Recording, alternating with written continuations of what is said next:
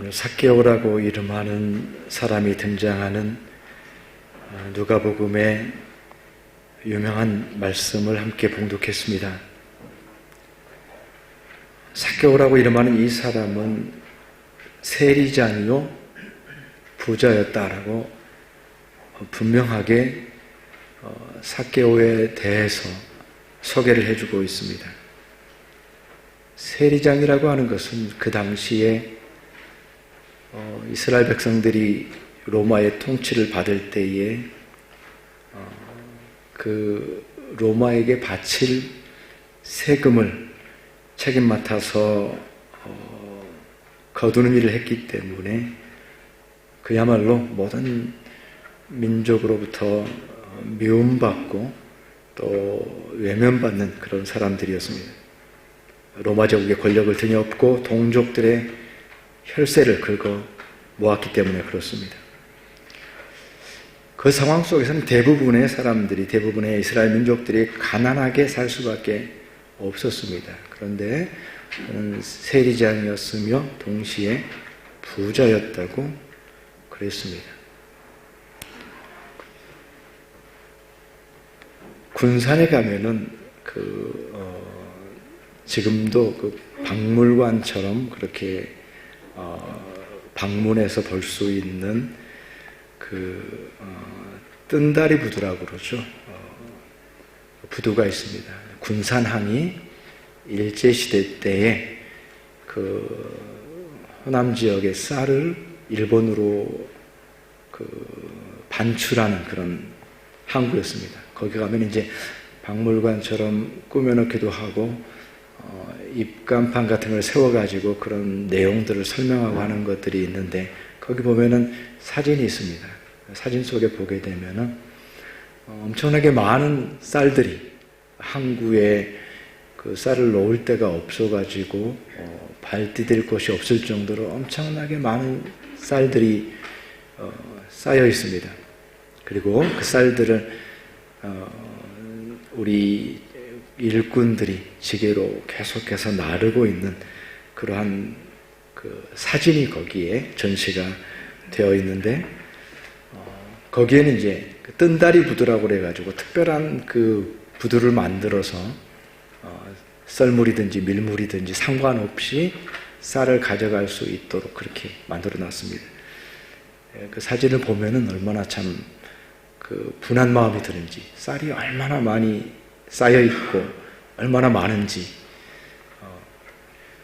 우리 국민들은 참으로 힘들고 어렵게 못 먹었음에도 불구하고 그 쌀들이 수탈되어져서 일본으로 가는 그 장면을 보게 될 때 참 분한 마음이 들었습니다.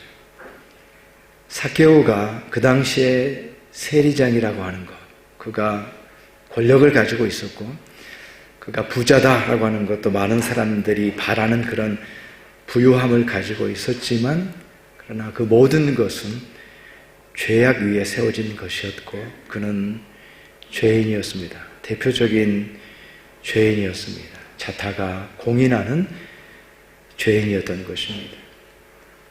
모든 민족을 배반하고 배신하고 자기 자신만을 위해서 살았던 그러한 민족의 반역자였습니다. 그런 죄인들과 또 모두가 알고 있는 또 자타가 공인하는 죄인의 삶을 산다라고 하는 것, 그리고 그 죄인들과 함께 어울린다라고 하는 것은 어떻게 보면 참으로 위험스러운 일입니다. 죄의 본질을 알게 될 때에 더욱 그렇습니다. 조성민 목사님이 쓰신 책 가운데에 죄에 대해서, 죄의 심각성에 대해서 이렇게 표현하고 있습니다. 죄는 죽음의 시작이고 수많은 죽음의 증상을 일으킵니다. 죄는 하나님을 떠남이며 하나님을 떠난다는 것, 하나님을 거부한다는 것은 자기 자신의 한정된 자원으로 살아가야 한다는 것을 뜻합니다. 죄는 일종의 목마름이고 허기짐이며 고독감이자 결핍입니다. 죄인은 이 갈증과 허기, 소외와 부족을 다른 사람에게서 찾으며 살게 마련입니다. 다른 것들, 소유에서 찾으려 합니다. 자신의 문제를 해결하기 위해 타인을 필요로 하고 그 때문에 타인을 이용하고 착취하며 그 과정에서 갈등하고 충돌하는 삶을 살 수밖에 없습니다.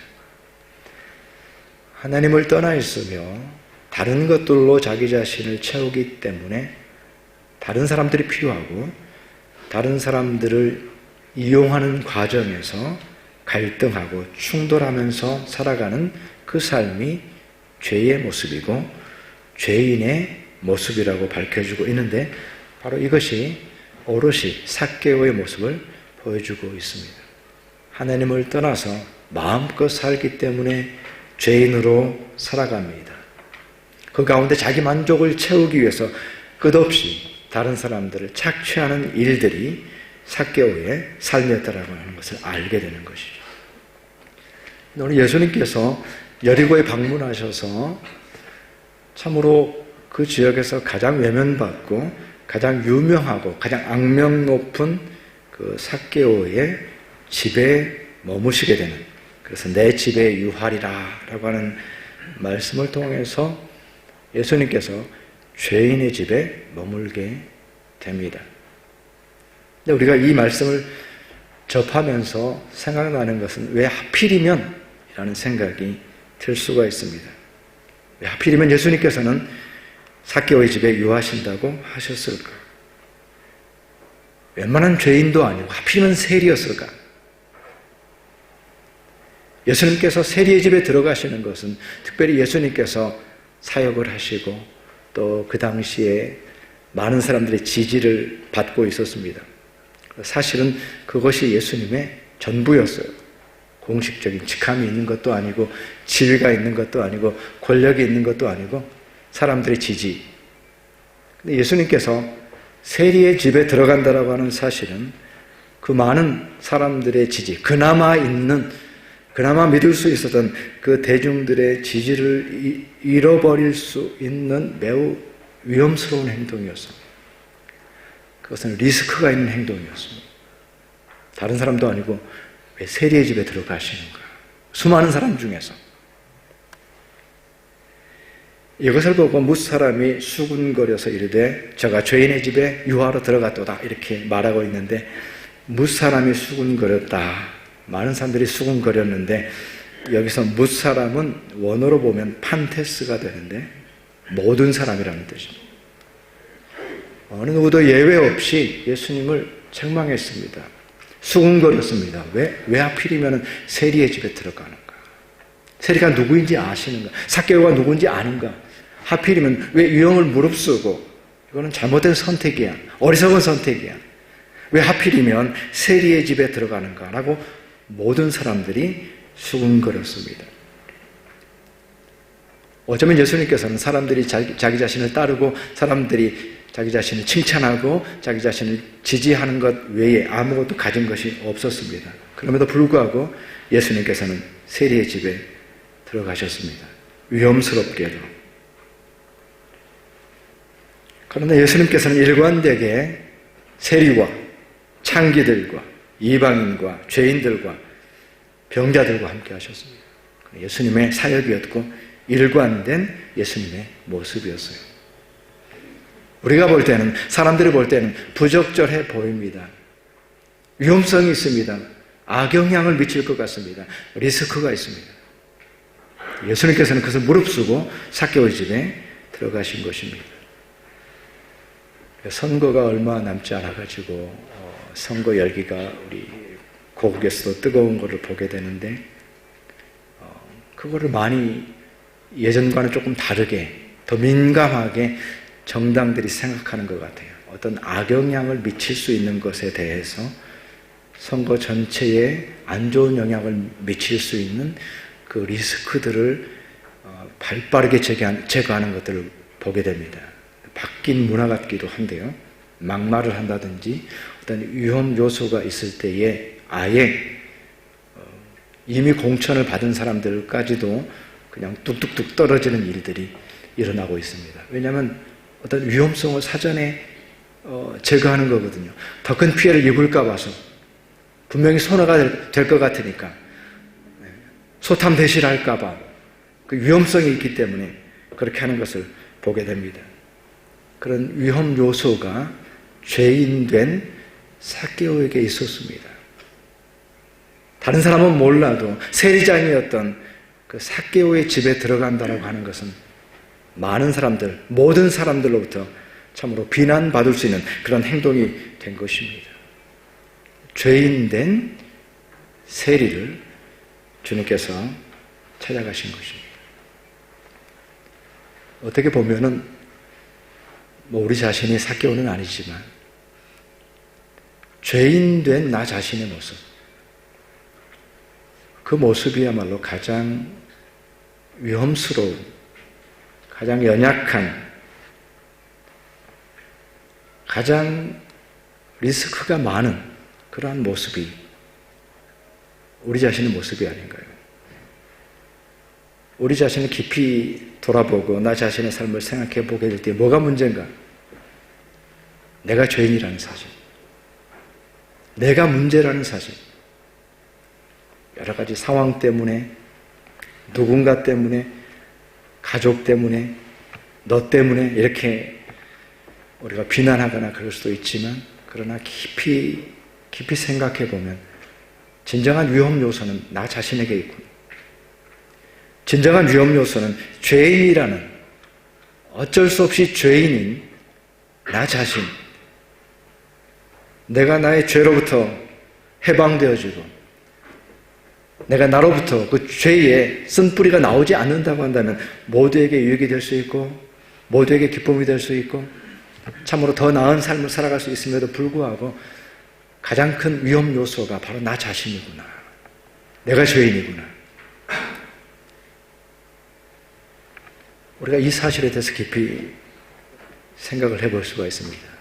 삭개오가 그 시대에 참으로 말로 할 수 없는 자타가 공인하는 가장 큰 죄인이었던 것을 생각하면서 나의 죄성이 가지는 그런 위험성, 악영향, 바로 내가 문제고 이 문제가 해결되지 않으면 방법이 없는데 여전히 해결되지 않은 채로 죄 가운데 살아가는 우리들의 모습을 보게 됩니다.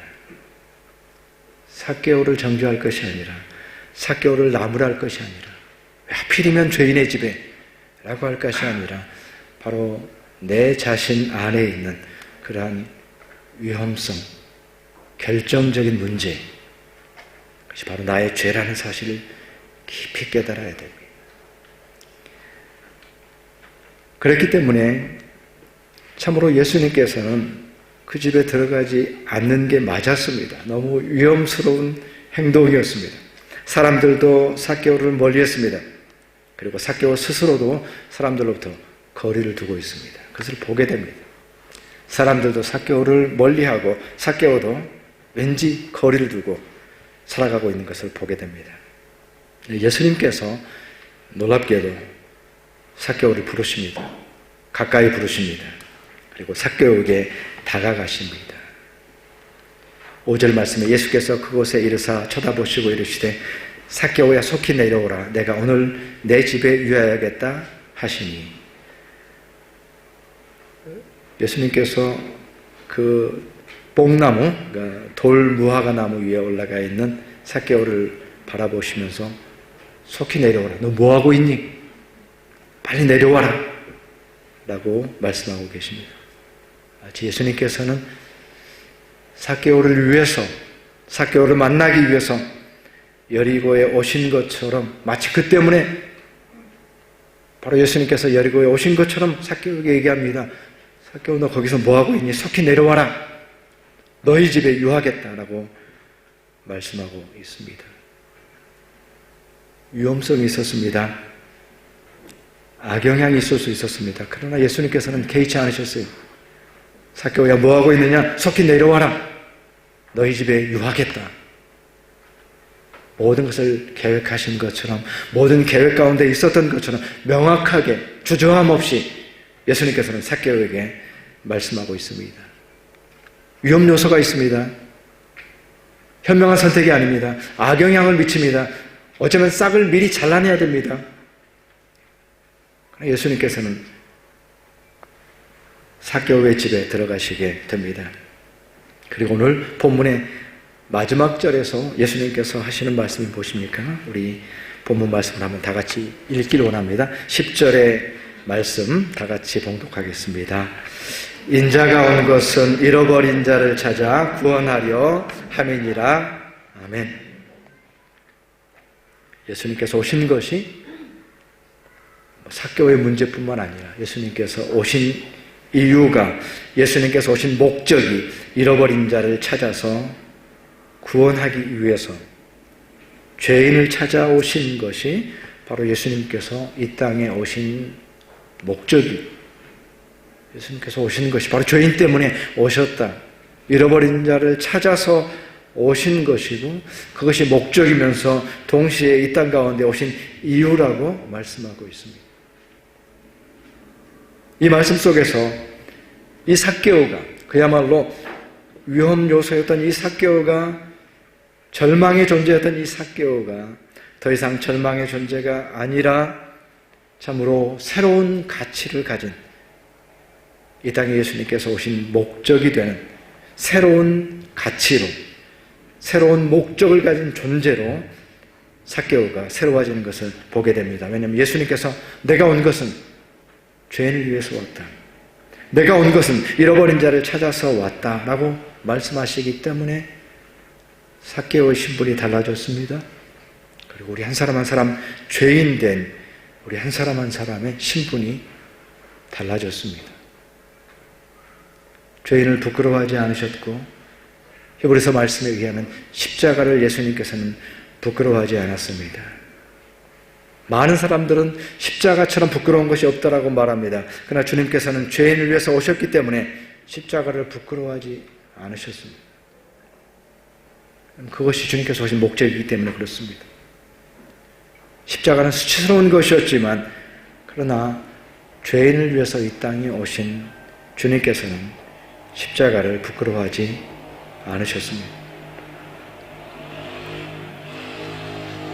부끄러워하지 않는다라고 하는 사실은 어떻게 보면 진정한 사랑의 증거입니다. 사랑이 있다고 하면은 사랑의 대상을 부끄러워하지 않습니다. 사랑한다고 하면서 내 가족을 부끄러워한다, 사랑한다고 하면서 내 부모를 부끄러워한다, 내 아내와 남편을 부끄러워한다, 내 자녀들을 부끄러워한다, 있을 수 없는 것입니다. 그것은 사랑이 아니라 자기애이며 자기 욕심일 뿐입니다. 진정한 사랑은 부끄러워하지 않습니다. 위험 요소가 있다고 할지라도 부끄러워하지 않습니다. 예수님께서 삭개오야 속히 내려오라, 내가 너희 집에 유하겠다. 사람들이 볼 때에는 삭개오는 위험 요소였습니다. 그러나 주님이 보실 때에는 부끄러움이 없는, 그를 위해서 오셨기 때문에 전혀 부끄러워할 것이 없습니다.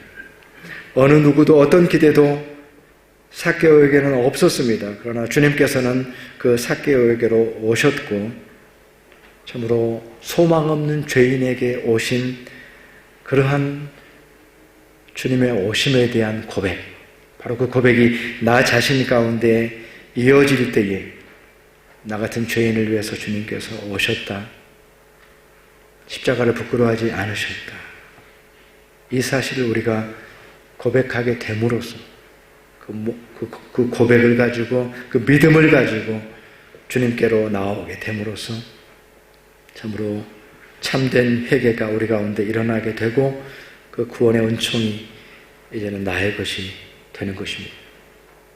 내가 죄인인 것을 의식하고, 그러나 주님께서 나를 위해서 오셨다, 내가 말로 할 수 없는 큰 죄인이지만 주님께서 나를 위해서 오셨다라는 이 진실한 고백 속에서 그 구원의 은총이 이제는 나의 것이 되는 것입니다.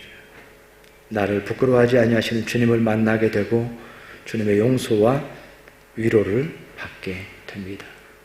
그래서 주님께서 나를 위해서, 바로 나를 위해서, 죄인된 나를 위해서 오셨다라고 하는 고백을 하게 되는 것입니다.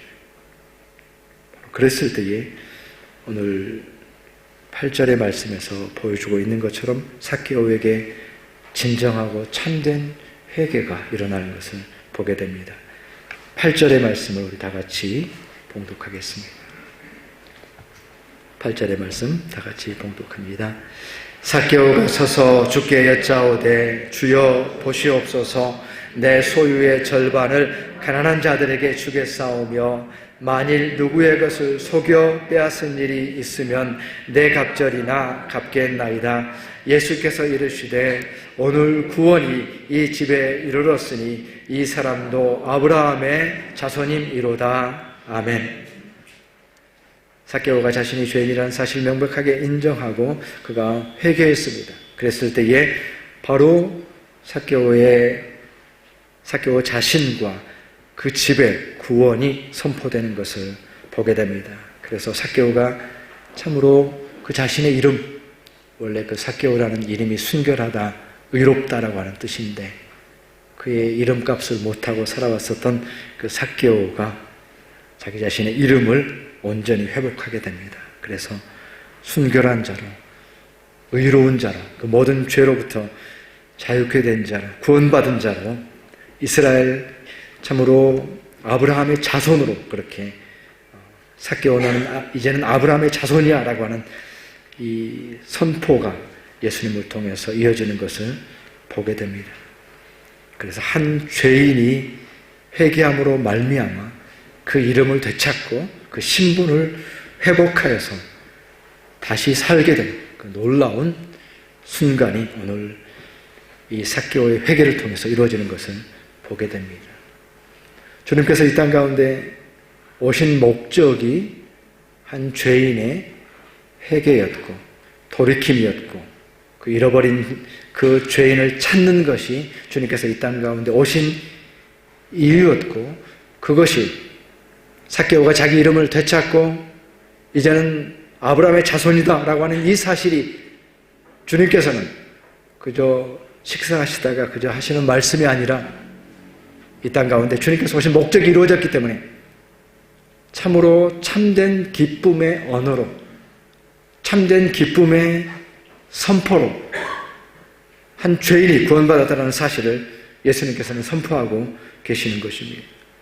그렇기 때문에 삭개오라는 이름은 참으로 예수님에게 있어서 위험 요소이거나 손해이거나 리스크가 아니라 처음부터 주님의 기쁨이었습니다. 죄인이 주님께로 돌아왔을 때에 그는 리스크가 아니었어요. 위험 요소가 아니었어요.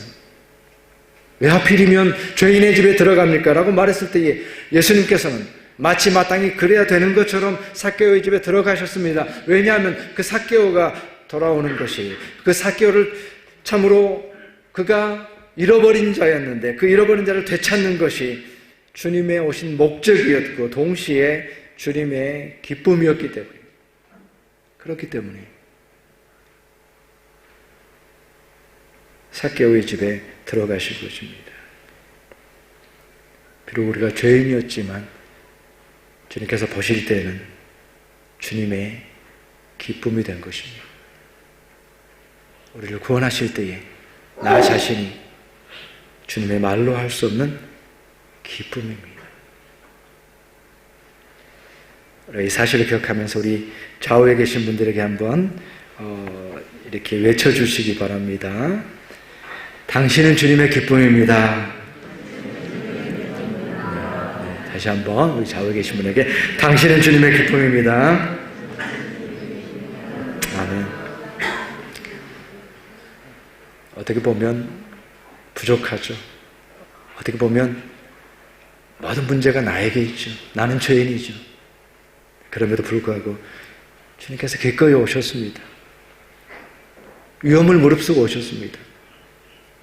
기꺼이 나를 위해서 오셨습니다. 십자가를 부끄러워하지 않으셨습니다.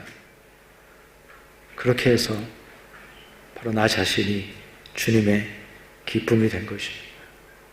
나를 찾으신 것이, 내가 구원받은 것이 주님의 기쁨이 됐습니다. 이 관점입니다. 삭개오를 바라보는 관점이 전혀 달라진 것입니다. 사람들의 평가와는 전혀 다른 것입니다. 비교할 수 없는 새로운 관점입니다. 한 영혼이, 한 죄인이 주님께 돌아온다는 것이 그런 의미가 있습니다. 누가복음 우리가 이제 읽었던 19장의 그 말씀 앞에 보면 15장에 보면 그 잃어버린 것들에 대한 그 비유가 몇 가지 연달아서 나오는 것을 보게 되는데 그 중에서 잃어버린 드라크마 비유가 나옵니다. 이 드라크마의 비유를 보게 되면 조금 이해가 안 돼요. 한 여인에게 10 드라크마가 있는데 그 중에 하나를 잃어버렸습니다. 하나를 잃어버렸는데 그 하나를 찾기 위해서 그 여인이 온 집안에다가 등불을 켜고서 그 잃어버린 한 드라크마를 온 집안을 쓸면서 찾는다라고 그렇게 표현되어 있습니다. 온 집안을 다 쓸면서 한 드라크마를 찾았는데 그래서 그 드라크마를 찾았어요. 근데 찾고 나서 친구들을 불러다가 잃어버린 드라크마를 찾았다라고 하면서 잔치를 했다라는 거예요. 그건 뭐지? 이 비유에서 얘기하는 게 뭐고 핵심적인 가치가 뭐지? 좀 얘기도 되지도 않고 현실적이지도 않은 것 같은데 그 잃어버린 한 드라크마를 찾기 위해서 그렇게 밤새 온 집안을 쓸고 찾았을 때 친구들을 불렀다 잔치를 한다. 이게 무슨 이렇게 이해가 안 되는 비현실적인 얘기가 있지라는 생각이 들었습니다. 근데 이 드라크마의 비유를 묵상하면서 주님께서 주신 그 깨달음이 바로 그것이었습니다. 그 잃어버렸다라고 하는 사실에 잃어버린 그 상실에 대한 아픔이 얼마나 큰 건지 잃어버렸다라는 것 그리고 잃어버렸던 그 한 드라크마를 찾았을 때의 그 찾음의 기쁨이 얼마나 큰 것인지 찾았다라는 것 한 죄인이 돌아와서 잃어버린 한 드라크마가 나 같은 죄인이 돌아와서 주님께서 참으로 내가 회개한 자가 되고 새로운 생명을 얻는 자, 다시 찾아진 자가 되었을 때에 그것이 주님 보시기 얼마나 기쁜 일인지를 너무나도 강조하고 있는 비유였습니다. 죄인을 찾으셨을 때에 주님이 기뻐하신다. 내가 죄인이지만 기꺼이 오셨고 위험을 무릅쓰고 오셨고 그 죄인이 회개하였을 때에 주님께서 참으로 기뻐하신다라는 사실을 이 드라크마의 비유에서 분명하게 얘기하고 있습니다. 이것은 일반적인 관점의 가치가 아닙니다. 전혀 다른 드라크마에 대한 새로운 관점이었습니다. 우리가 그리스도인으로서 하나님의 백성으로서 그 이름에 합당하게 살아가는 것이 주님 앞에 얼마나 기쁜 일인지 우리 신분을 찾아서 삭개오와 같이 그 이름을 회복해서 순결하고 의롭다라는 그 이름을 회복해서 이제는 돌이켜서 죄인의 삶이 아니라 주님이 부르신 그 합당한 삶으로 살아가는 것이 얼마나 큰 주님 앞에서의 기쁨인지 얼마나 주님이 기뻐하시는 일인지 그것 때문에 주님께서 십자가를 부끄러워하지 않고 이 땅 가운데 오셨다는 것을 생각하면서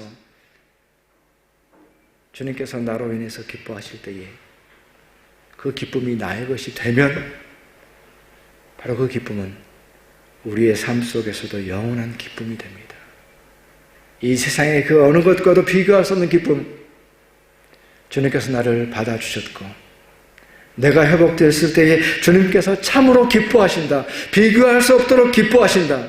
그 찾음의 기쁨 가운데 주님께서 기뻐하신다는 이 사실을 내가 고백하게 될 때에 바로 그 삶이 동일하게 내 삶 속에서 기쁨이 되어지고 능력이 되어지는 것을 보게 됩니다. 내가 주님께 받아들여졌고 이제 나는 안전하다. 그것이 바로 샬롬이잖아요. 나는 주님 앞에 받아들여졌고 이제 나는 안전하다. 구원받았다. 건짐받았다. 그 샬롬이거든. 주님께서 기뻐하시는 크기만큼 우리의 기쁨이 충만해졌을 때에 우리의 삶 속에서 그 샬롬이 흘러넘치게 되는 것입니다. 주님께서는 우리를 부끄러워하지 아니하셨고 동시에 우리에게도 나를 부끄러워하지 말라라고 말씀하셨습니다. 주님께서 우리를 부끄러워하시지 않은 것처럼, 우리가 죄인이었음에도 불구하고 우리를 부끄러워하지 아니하신 것처럼 주님께서도 우리에게 나를 부끄러워하지 말라라고 말씀하셨습니다. 설사 우리가 이 땅 가운데 살아갈 때에 내가 그리스도인이라는 사실이 리스크가 된다고 하여도, 손해가 된다고 하여도 주님께서는 우리에게 나를 부끄러워하지 말라라고 말씀하셨습니다. 이것이 복음에 대한 우리의 태도이고 예수 그리스도에 대한 우리의 태도입니다. 우리도 역시 예수 그리스도를 부끄러워해서는 안 되는 것입니다. 이 세상에서 내가 그리스도인이라는 사실이 리스크가 된다고 해도 우리는 예수 그리스도를 부끄러워해서는 안 됩니다. 왜냐하면 주님께서 나를 위해서 십자가를 지시면서 그 십자가를 부끄러워하지 않으셨습니다. 내가 삭개오인 것을 부끄러워하지 않으셨습니다. 우리 집에 유하시기를 주저하지 않으셨습니다. 그리고 마치 그것을 위해 오신 것처럼 우리에게로 오셨습니다. 주님께서 우리를 위해서 기꺼이 위험을 무릅쓰는 삶을 살았던 것처럼 우리도 주님을 위해서 위험을 무릅쓰는 삶을 살아갈 수 있어야 됩니다. 주님께서 삭개오를 포기하지 않으셨던 것처럼 참으로 우리도 주님의 복음과 주님을 부끄러워해서는 안 되는 것입니다. 이 귀한 사실을 우리가 사순절을 맞아서 돌아보면서 이 복음이 가진 의미가 다시 한번 우리 가운데 깊이 깨달아지고 죄인된 나를 위해서 오신 주님의 그 복음이 우리 가운데 다시 온전하게 회복되어진 복된 은혜가 있기를 주님의 이름으로 축원합니다.